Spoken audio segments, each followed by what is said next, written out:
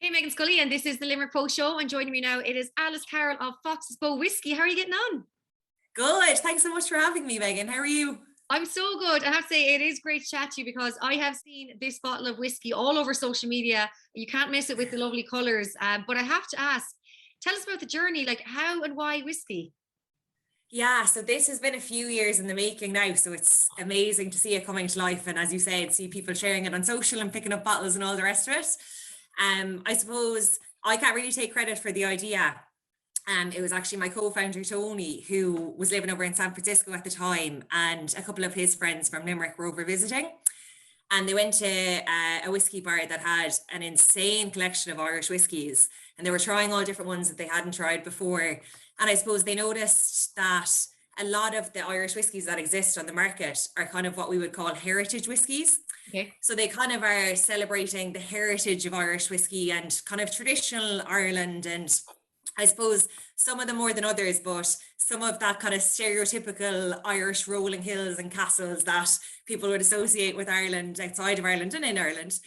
But I suppose what he did notice as well was there wasn't really the same representation for modern contemporary Ireland and, the place that we're so proud to come from. And I guess seeing kind of the wave of creativity coming out of Limerick over the last couple of years, he thought that should surely extend to whiskey. So that's when he got onto me.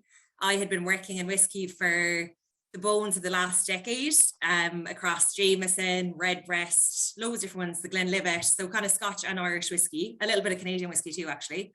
So he got onto me and was like, look, is this an absolutely ludicrous idea?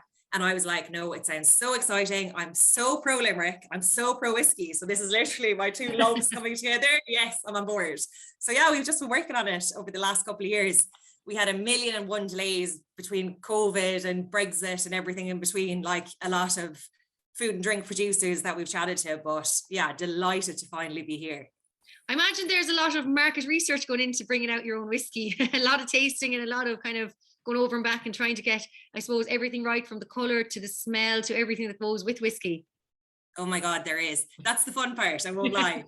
But no, there is. And then we had the added complication of COVID, of course. So we couldn't physically go to the distillery and try the liquid in the way that we would have done previously. So that slowed things down substantially as well. So we literally were being sent out kind of little sample bottles and making notes on the nuances of what we wanted to change. So yeah, it took a lot longer than we had anticipated because of that, but that definitely was a very fun part of the job. And we're kind of starting to look at our second expression now. We've laid down a little bit of whiskey with the distillery we're working with, and we're kind of getting to do that process all over again. So it definitely brings out the inner nerd in me when it comes to kind of the different impacts of different cask finishes and things like that. But I think with this, we were always very aware that, we didn't want to fall into kind of the exclusiveness around some whiskies that can actually be a little bit intimidating.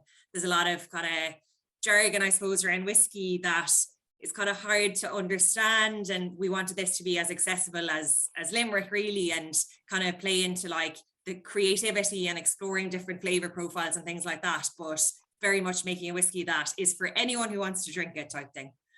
And for those maybe who are whiskey drinkers and looking to taste it, like how could you describe it? Like what would you say are the kind of maybe the keynotes? Yeah, so I have a bottle of it here. So it is aged in bourbon barrels, which makes it kind of that sweet kind of honey vanilla notes that come through. But what I find most interesting about it is it's finished in rye casks, which is quite unusual for Irish whiskey. And for me, that adds a lovely little bit of spiciness to it. So whether you drink your whiskey neat or you mix it with ginger ale or, we have a coffee cocktail that we recommend as well, that kind of little bit of a spice from the rye component comes through really nicely. So if you are kind of a whiskey drinker who likes the sweetness of those kind of caramel, honey, vanilla notes, but wants to try something a little bit different with the rye finish, it's definitely one to check out. I think you mentioned the coffee. I think that's a good one, especially this time of year. I think the Irish coffee is certainly something. There's something even I've been having them now the last few days because it's like, oh, it's Christmas time. We have to have an Irish coffee. I know, any excuse really. But one exciting fact that we love is that the Irish coffee was originally invented in Limerick. So our signature cocktail, we have a signature cocktail called the Fox's Bow coffee. And that's like, again, a bit of a contemporary twist on the Irish coffee, just to kind of pay homage, I suppose, to the fact that the Irish coffee was invented in Limerick. And a lot of people don't know that. So that's really cool, claim to fame with whiskey in the city. Yeah, 100%. Or I should say foins, in fairness. It wasn't the city, it was foins. But still Limerick, still Limerick. And talk to us then about, of course, you did mention there the creativity and the contemporariness, and I said mentioned there the color of the brand. Like, I think it is really fun. It really pops out on social media when someone shares a photo or a picture, and I think that's what I love about it, the colors as well. Yeah, 100%. So we knew early on that we wanted to create something that kind of captured the creative spirit alive and well in Limerick, but also work with creatives from Limerick who had inspired us and inspired the liquid and everything else. So if you look at the side here, this is actually by a Limerick artist called John Slade. He has a company called Hit Studio based over in London.